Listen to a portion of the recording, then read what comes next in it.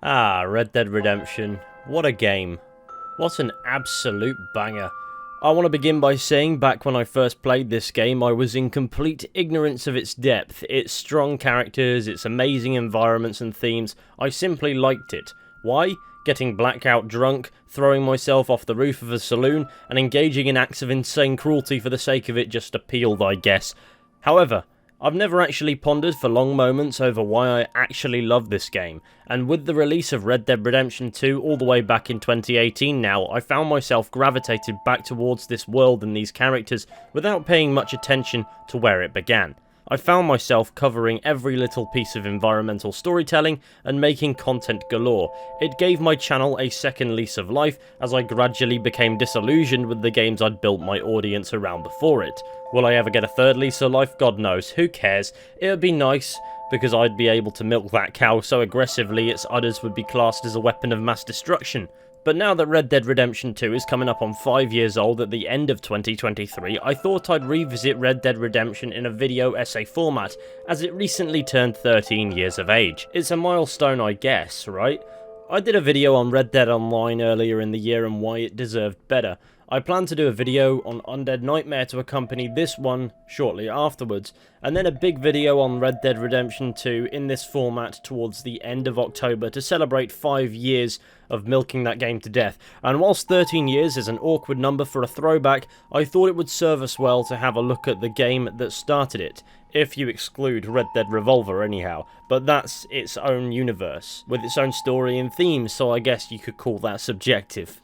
In this video, I wanted to explore the glory of this game, put pen to paper and really think about what makes it stand out as one of my favourite games ever. I mean outside randomly bulldozing Rufus and then skinning him right in front of Jack's very eyes. So please enjoy the magic of Red Dead Redemption.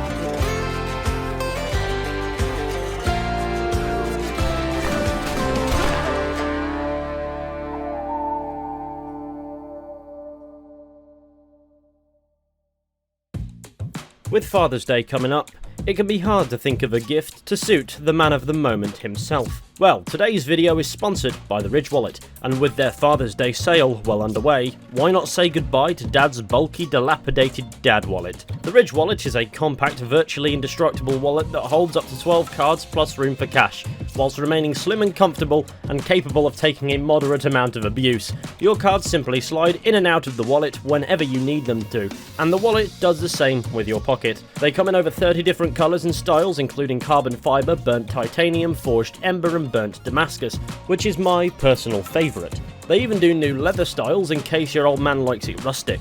Ridge wallets are designed with RFID blocking materials to protect you from digital pickpocketing. You can even get optional AirTag attachments so you'll never lose your wallet ever again. Along with it, why not try the Ridge key case? It can securely hold up to 6 keys, prevents jingling for stealthily creeping around when you need to avoid the authorities, and boasts a compact design that is sure to be more comfortable than a regular keyring.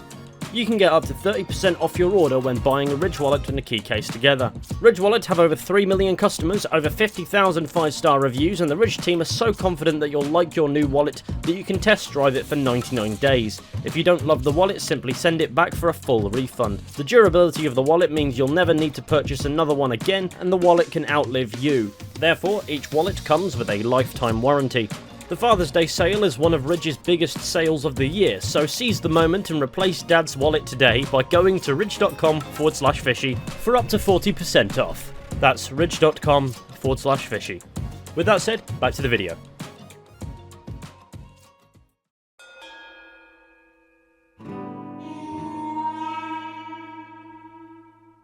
To begin with, let's discuss the game's narrative and how it's actually quite unorthodox, but very positively rockstar. The first aspect is the world building itself. We'll expand upon this more later, but for now, I just want to begin with the fact that Red Dead Redemption takes place within the fictional states of West Elizabeth and New Austin, with a fictional region of Mexico known as Nuevo Paraíso thrown into the mix as well. The game makes a point almost to simply not be all that historically accurate, as making up US states is rather glaring, but it suits a huge aspect of the Red Dead universe down to the ground. You see, the actual universe in which Red Dead Redemption and Red Dead Redemption 2 is set comes across as a parody of the Western setting. Many aspects are exaggerated to provide a bleak atmosphere, through which many events and interactions, especially off the main story's beaten path, but not exclusively, highlights an element of total lunacy. This isn't done without purpose. I see it as a very deliberate commentary on cliches and tropes. It's establishing that this isn't a romanticised Western setting, but rather one rooted in hardship and reality, albeit constructed in such a fashion that is exaggerated for the purpose of entertainment, though not necessarily humour. The game has a very dark sense of humour, but it's designed to be shocking, and it's handled in such a way that your only response is to smile and nod. Would I call the game realistic? Not at all. Is it historically accurate? No. It's also far from without cliches and tropes, but they're either presented for the sake of convenience or to make a meaningful point. However, it is grounded in a cynical perspective as a result. It's a very clever method for establishing the backdrop of a story that takes itself seriously when the story also explores reality differing from a romanticised retelling. This is an element that Red Dead Redemption 2 would later expand on, but in the first game I think it's far more obvious. The side content of both games complement the narratives, with this above the main story explicitly showing us this aspect on full display, but when it comes to Red Dead Redemption, I find it interesting how it's applied across the board. The game is certainly not a comedy. It takes itself seriously, which only adds to the parody aspect, but doesn't remove the gravitas from the tragedy of the story being told.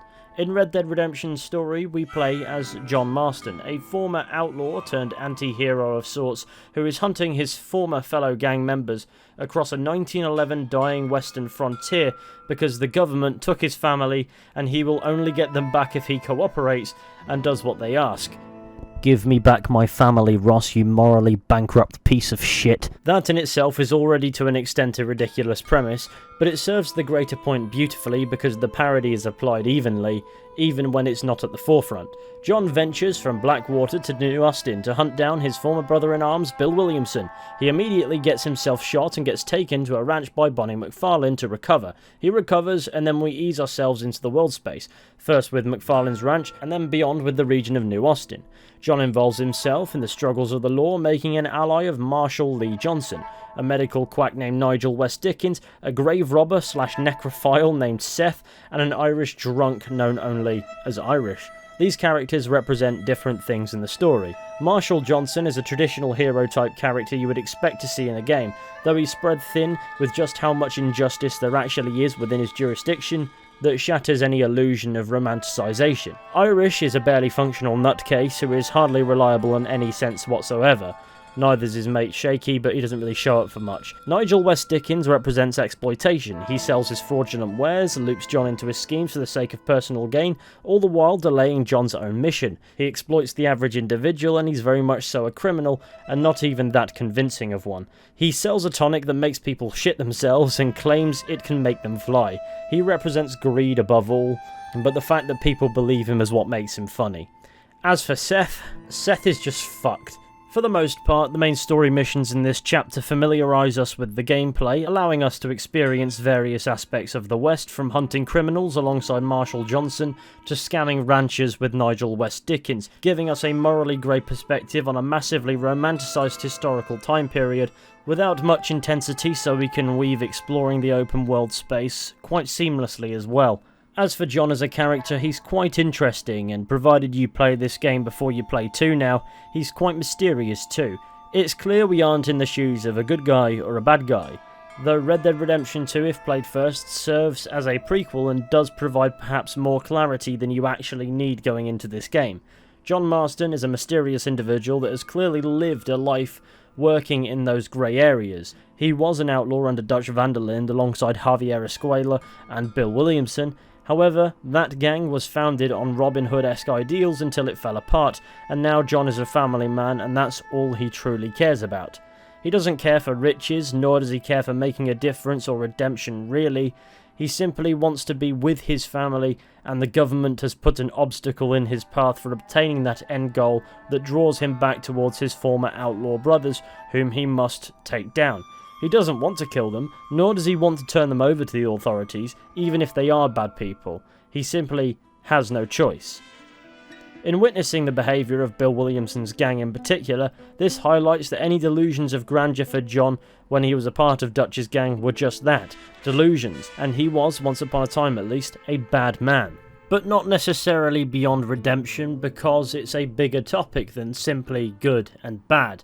And good and bad is not demonstrated as a relevant train of thought in this narrative. It's more about nuance and the collision course of two different ways of life.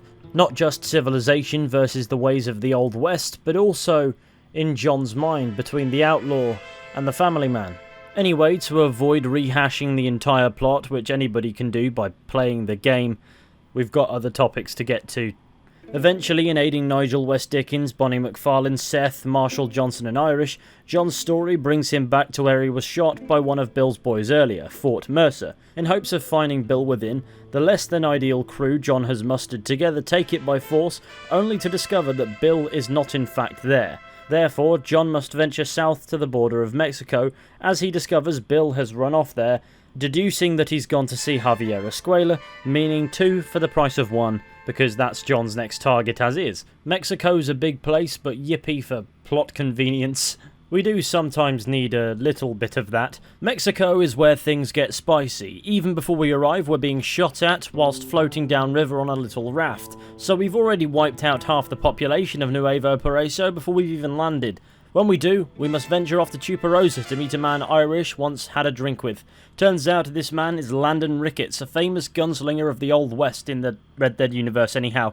Ricketts is a fascinating character for the brief period he's actually present. He's a jaded old man completely disillusioned with his fame, thus he's in Mexico where he's doing the same thing he was doing before, albeit where he's needed rather than where fame might draw him. Like Marshall Johnson, Ricketts is portrayed as a man of principle and honour who isn't afraid to get his hands dirty, but after a life of doing exactly that, he's tired of being glorified for it. Instead, he'd much rather aid people in a much more turbulent region, where his name means very little, and his actions do all the talking. He teaches John some cool stuff, and then returns to America.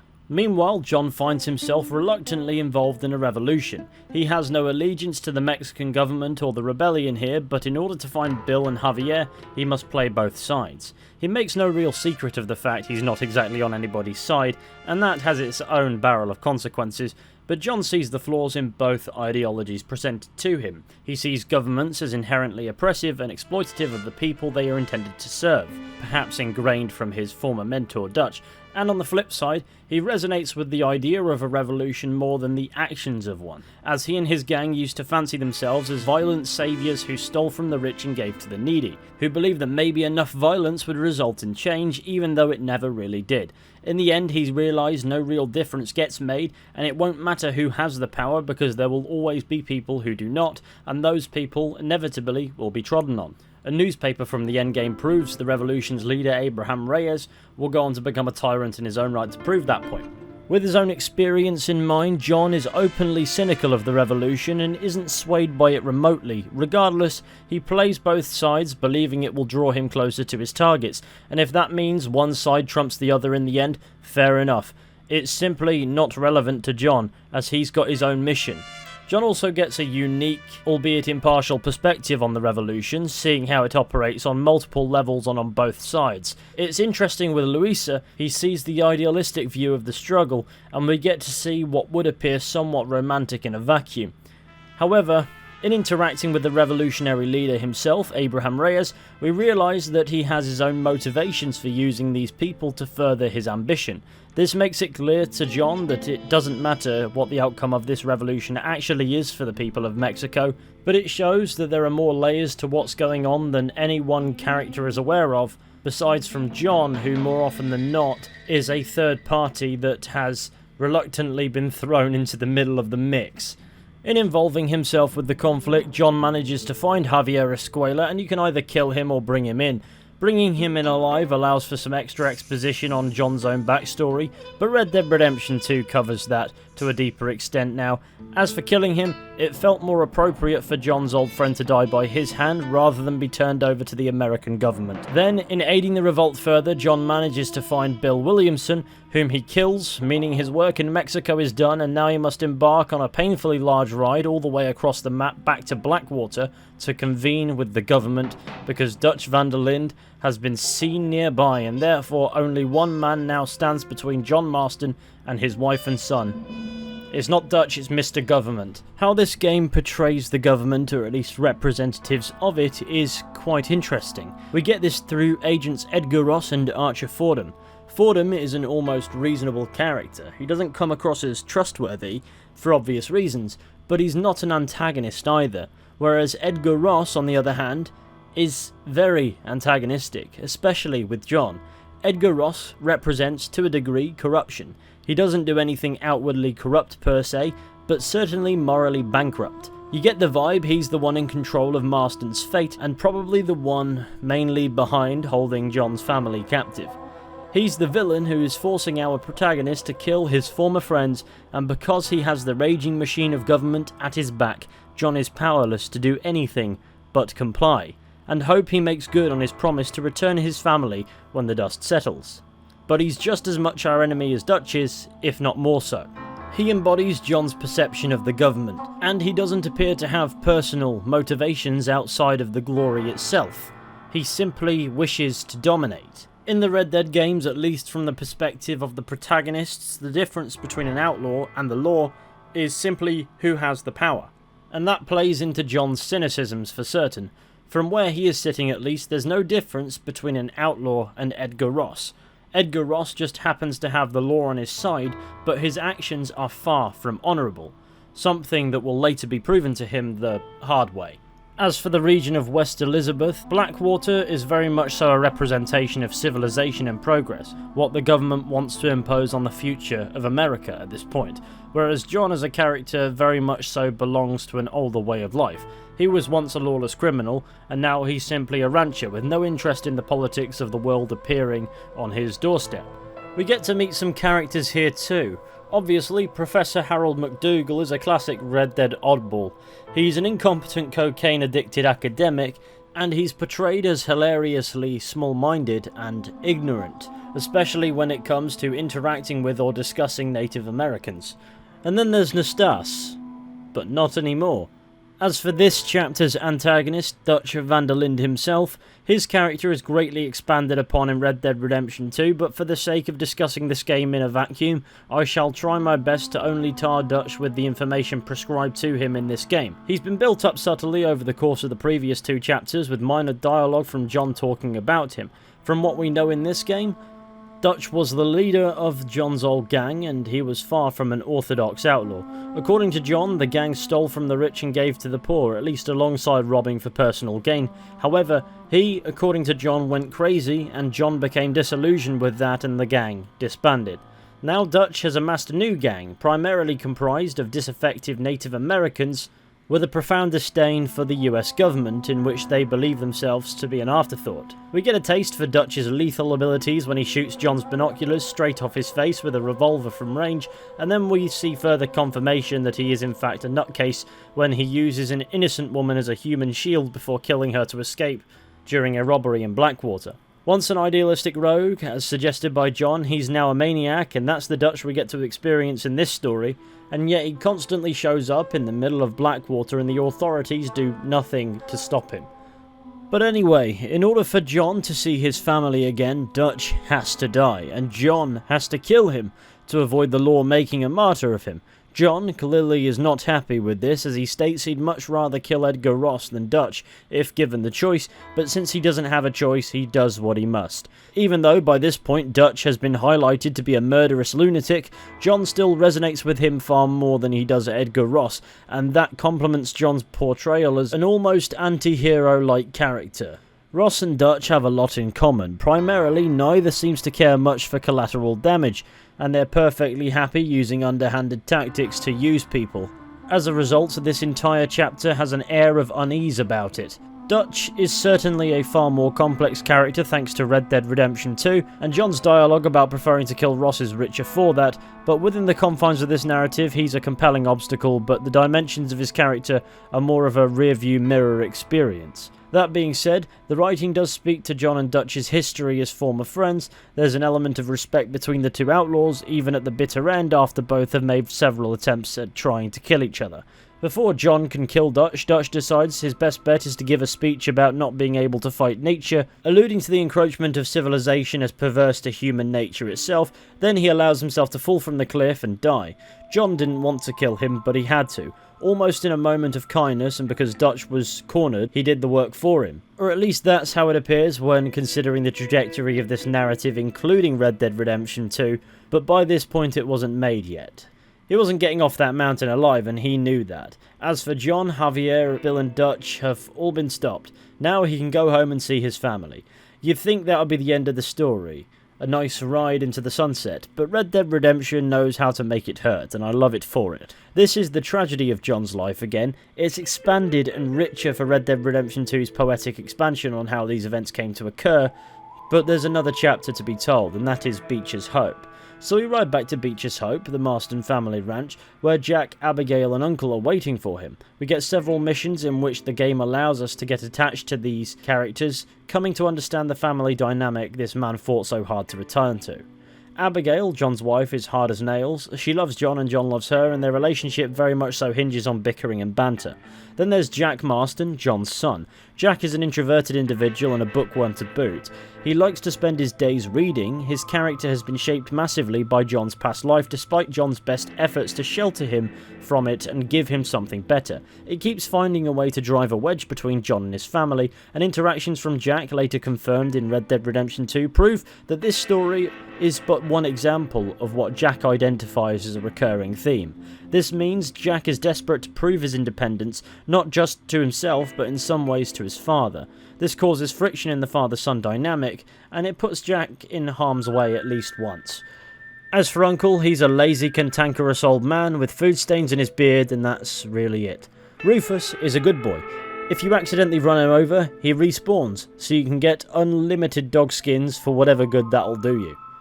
After a few missions with each character doing regular ranching tasks such as throwing dynamite at the corn silo, they can't steal our corn if there is no corn. You've destroyed your joy.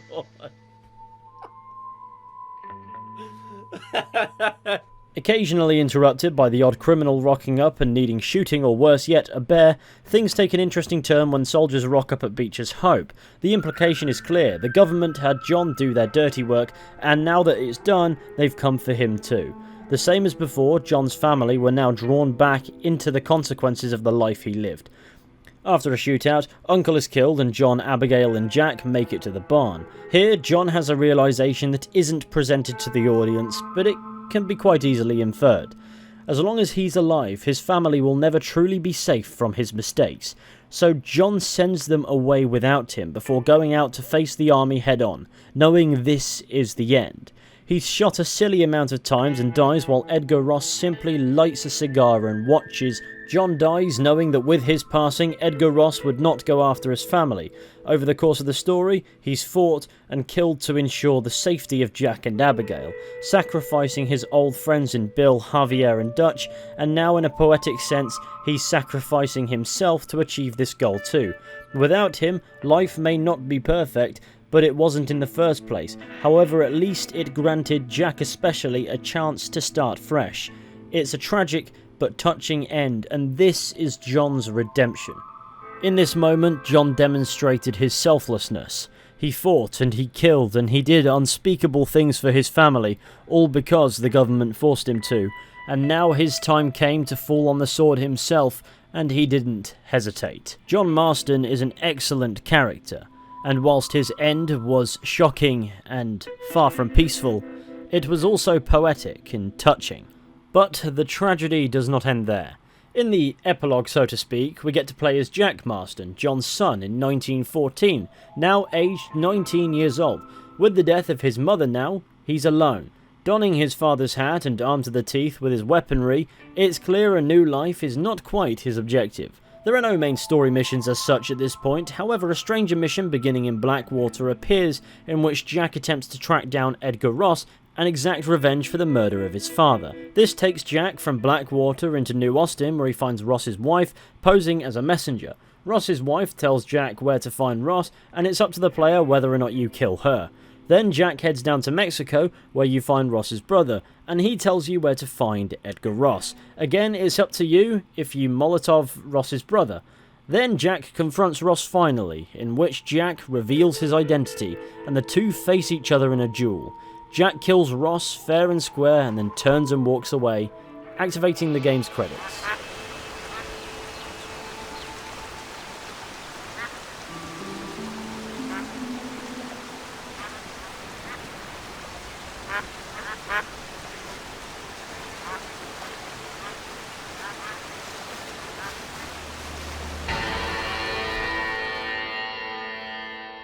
The tragedy of John's story is that his death, though not explicitly undone, does not prevent Jack from making the same mistake he did, becoming an outlaw.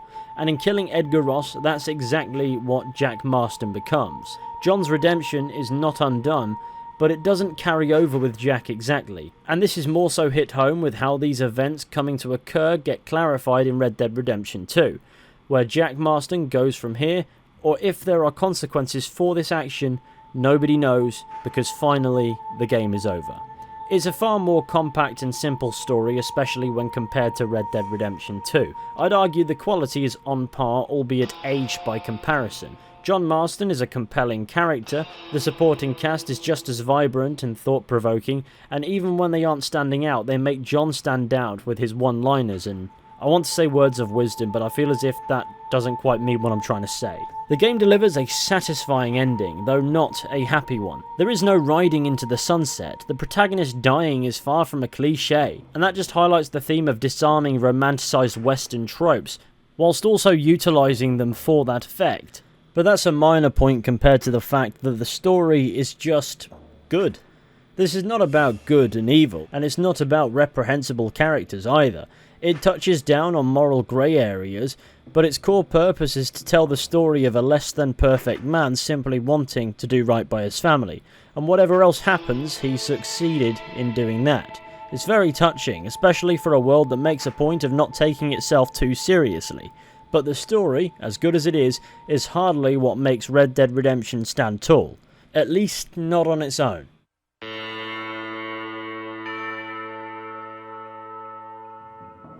This is of course an open world game, so why restrict the storytelling to the linearity of, well, the main story when you've got this vast environment to explore? Red Dead Redemption understands exactly how to generate the atmosphere it needs, not only in its main and side content, but baked into the very open world itself to generate a captivating effect. First and foremost, let's talk about how this game creates atmosphere. The environments are visually rich, for 2010 at least. New Austin is a very desolate desert region, and yet despite this it has life galore, from the rundown boomtown of Armadillo to the deserted ghost town of Tumbleweed. Wherever you go, this place is packed with atmosphere if nothing else, from the dustiness to the colour palette and the calm, ambient soundtrack that trickles into your ears rather than serving as a heavy constant.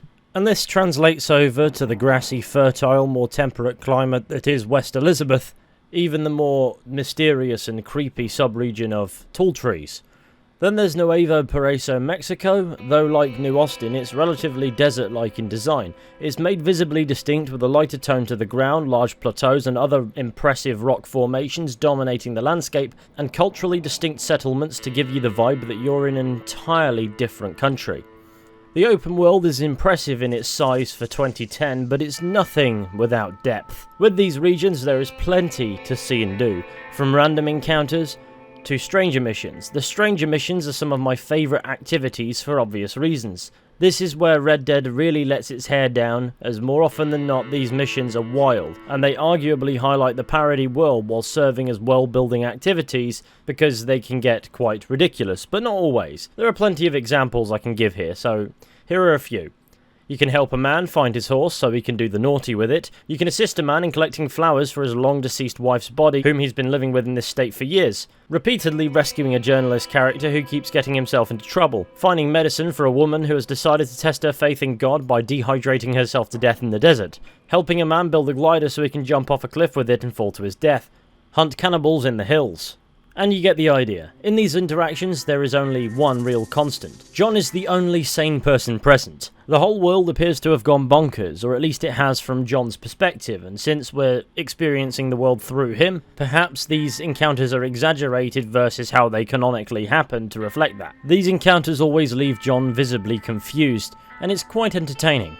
However, there are also stranger missions that can take a bit of a darker turn. For example, aiding a lady named Eva escape an abusive man only for him to find and kill her later, and watching a man named Sam Odessa seek out California only to get sick in the desert and die. However, my personal favourite stranger mission of all is the most infamous of them all. I Know You.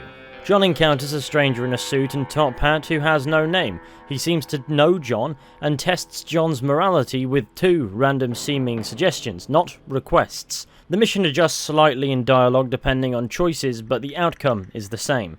This culminates in an encounter that reveals the man is impervious to bullets as they just pass through him, meaning he's either somehow immortal or he's in John's imagination. This character became known as the Strange Man and is quite the Red Dead legend, especially with 2's expansion of his character. This isn't the only hinted supernatural element that makes its way into a game. I'm quite certain that one encounter is with a literal ghost, but the game handles this in a way that takes your perspective into account. There's a perfectly plausible explanation for that encounter. As for the Strange Man, you could just argue that he's in John's head and that's just it. In the same sense that you can perceive John having encounters that seem weirder than they perhaps actually are, with the occasional exception, but the point is these encounters aren't too invasive on the main story. In fact, they aren't invasive at all.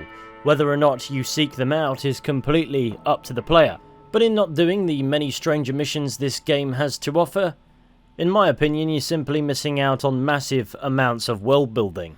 The stranger missions range from subtle to silly and can even turn dark and somewhat serious. The parody of Red Dead is fully on display and the game doesn't shy away from making some really strange world-shattering implications. When it comes to encounters like that of the I Know You chain, none of these really affect the main storyline, but many of these missions really contribute to the atmosphere of the game through enriching the world space, as they're rather straightforward, introduce us to unique characters and never outstay their welcome.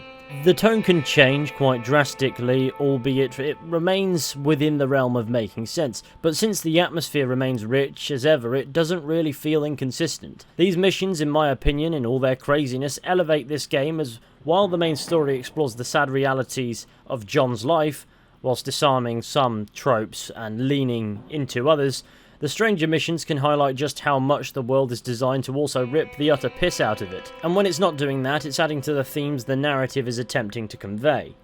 The stranger missions are certainly one of my favourite parts of the game, but they aren't the only things going. You also have bounty hunts. They're as simple as it sounds. You find a poster, you go out and search for the bounty, and the poster always miraculously has reliable and accurate information. You can bring your targets in dead or alive, though the reward differs depending. Then you just do that. It's mindless content outside the active decision to kill or capture your bounty, but it's very welcome in a Western genre open world game for sure. As you move through the world, random encounters also help keep the world interesting. You may happen upon a robbery in progress at the side of the road, or prisoners escaping from a transport and decide whether or not to intervene. You may find NPCs attempting to rob you or something else along those lines. You may find Herbert Moon getting robbed for the millionth time this week. You get the idea. Random encounters are neat, and since you can choose whether or not you actually get involved in most of them, even if you decide not to, it can definitely break down the monotonous riding between A and B. And then there are other activities you can partake in. 5-finger fillet, I have lost all my fingers. Poker, I have never been taught how to play poker. I do not learn by reading. I will never understand poker. I am doomed. Blackjack, I haven't a clue how that works either. I just stick to getting utterly wankered in the saloon, and then flopping about the place for a bit.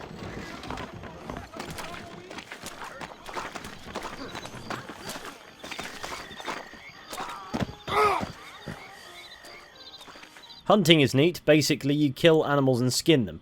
You can even skin horses. This is why Tesco pays me the big bucks. The hunting system is quite simple, yet very decent. Simply put, you kill the animal, skin it and sell its important bits to vendors. You don't have to worry about pelt quality or anything like that depending on how you decide to kill the animal. It's not that advanced a system. However, if you kill an animal in one region and that animal doesn't appear in other regions, selling those resources in the regions where the animal is not present yields greater profit. Very nice. Hunting treasure is the easiest way to make quick money because it's really easy.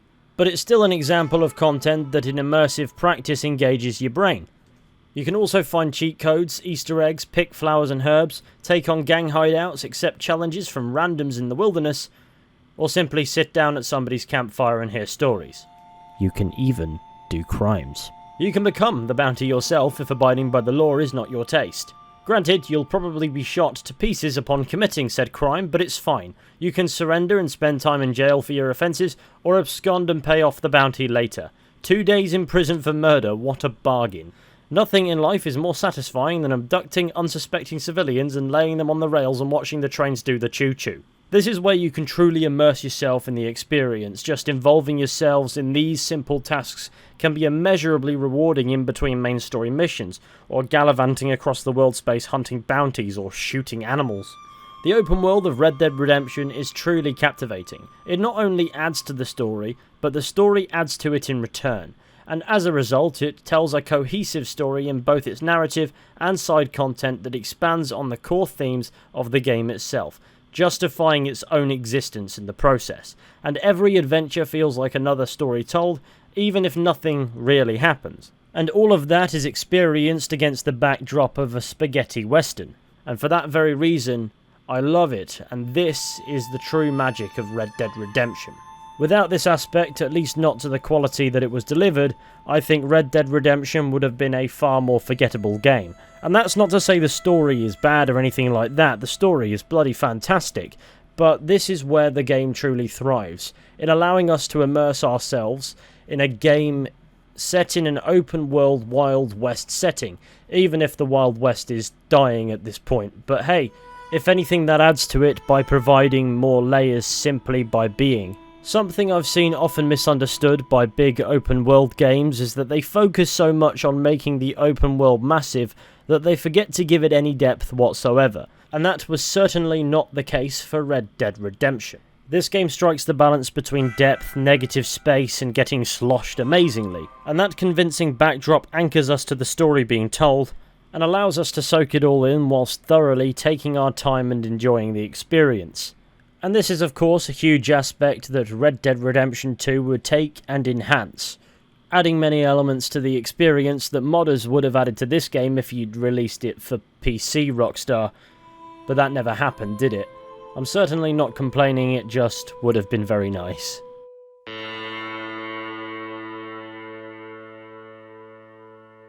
The big question with regards to Red Dead Redemption's gameplay and visuals, of course, are how has it aged? Visually, the game has aged mostly fine. It looks like it was released in 2010, so there's that. But as far as the gameplay is concerned, it handles fairly well. Obviously, 360 generation input delay is a total feck. Walking through doors can be a bugger and the controls are a touch stiff, even at times going as far as being drifty, or even overcorrective, but that's to be expected. As for the level design and gameplay mechanics besides, well, let's just say Rockstar aren't exactly the most innovative in that field. They're just creative with how they utilise mechanics to ensure the experience stays fresh within the confined walls of the game itself. However, if you're looking for a groundbreaking experience, Rockstar games don't tend to actually offer very much. Breathtaking, yes, certainly, but true innovation? I don't know, I don't think it really matters, I prefer storytelling anyway. The missions tend to consist of a lot of horse riding and shooting as a given.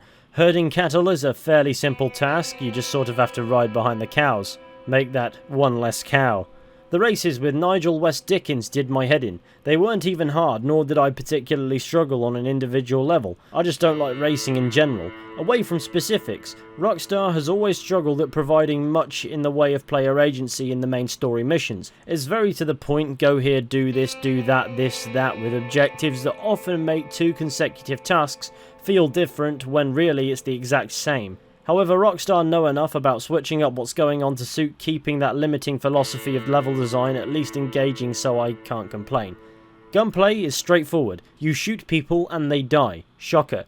You can do a fancy roll, and Deadeye is not something to scoff at either. A system that gradually gets more useful as you go along, Deadeye slows down time, allowing you to shoot your enemies or mark them for you to quickly shoot several enemies all at once. This system has been in use in other Western genre shooters like Call of Juarez, but the Red Dead system is superior. You can throw knives, dynamite, fire bottles, and that's great too. It's nothing groundbreaking even for 2010, but it's passable, and then some. You get several weapons and weapon types, so you can blast people with a shotgun if that's what you fancy, or you can politely shoot them in the mouth with a revolver. Horse riding is pretty simple but effective. You tap A to keep your speed up, too fast and you drain the horse's stamina, and too slow and you lose speed. Tap it at just the right pace and your horse can go at top speed indefinitely. And the horses in this game, compared to Red Dead Redemption 2 at least, feel rapid. Red Dead Redemption is very simple in its gameplay, truth be told. It doesn't necessarily enrich the experience within itself, but it's applied to the story and the world in a way that makes it outright enjoyable just the same. Red Dead Redemption 2 didn't innovate much here either, outside adding survival mechanics and one-off mechanics for specific missions to give the appearance of freshness, which in video games is almost more important than actual freshness. The game has its fair share of scuff, no point critiquing that in 2023, but I find it to be hilarious when something weird happens in the sense that I enjoy it and wouldn't change it. This man is levitating on top of a bottle. This cow just slid off a cliff. John's poncho is doing a certified madness. Mum, help, the Mexican general is practicing kung fu. The game let me kill Rufus, skin his corpse, then respawned him so I could do it all over again. You get the point. It's minor things that are just funny, nothing major, truly magical encounters. Though I believe the gameplay and visuals to be outdated for obvious reasons that aren't worth even thinking about because it doesn't matter 13 years down the line. The game holds up fantastically because it's just a good game. It's a shame that when they developed the game it was a miracle it worked at all because the game's coding was mangled. So we'll never see a PC version or even a remaster. We will never be free from input delay and the limitations of the Xbox 360 era. I guess what I'm saying is, Rockstar, I know you don't give a flying fuck about your game's fans, as you've made that painfully clear, but please, give us a remake. It's my opinion that not every game that is old and good needs to be remade or even remastered, but when there are reasons restricting a banger title from remaining accessible to the current market when the game is a timeless banger, yes, that's a game that could benefit from it. Will it ever happen? Probably not. It would just be nice, wouldn't it? To conclude, Red Dead Redemption is an absolute classic. At 13 years old, I enjoy this game just as much as when I first played it. I don't think that was in 2010, I think it was a couple of years after at least, and I just remember having immeasurable amounts of fun. And that is something that I certainly experienced in playing through Red Dead Redemption again. It's a game that tells a fascinating story about the final days of the Wild West, whilst also telling us a great personal narrative regarding John Marston, a relatable protagonist with some of those spaghetti western cliches thrown in the mix. The story is well written, acted and meaningful, so I can get behind that, but the true magic of Red Dead Redemption for me has to be how it handles its open world. It doesn't necessarily do anything groundbreaking, but presenting it against the western backdrop and being so in touch with itself whilst also exploring different tones depending on what you're doing definitely kept me coming back to it. And I'm sure that's the case for many people watching this video today. Have I explained my points well? Whilst I hope so, I know the answer is probably not, but it's the best you can get out of me. I put pen to paper and alphabet pasta is all I could come up with because I was too busy thinking about being a cowboy. But if you enjoyed this video, thank you for watching first and foremost. If you fancy it, be sure to go ahead, leave a like, subscribe, share the channel with your friends, all that wonderful stuff. Maybe subscribe to my history channel Decades if that takes your fancy. If you like my Red Dead Mysteries playlist and things like that, I just posted an interesting video over there that might get your attention. As for this channel, like I said, expect an Undead Nightmare video as soon as I can make it. But besides that, with any luck, I'll be seeing you all very soon with another video at some point. But until next time, take care and goodbye.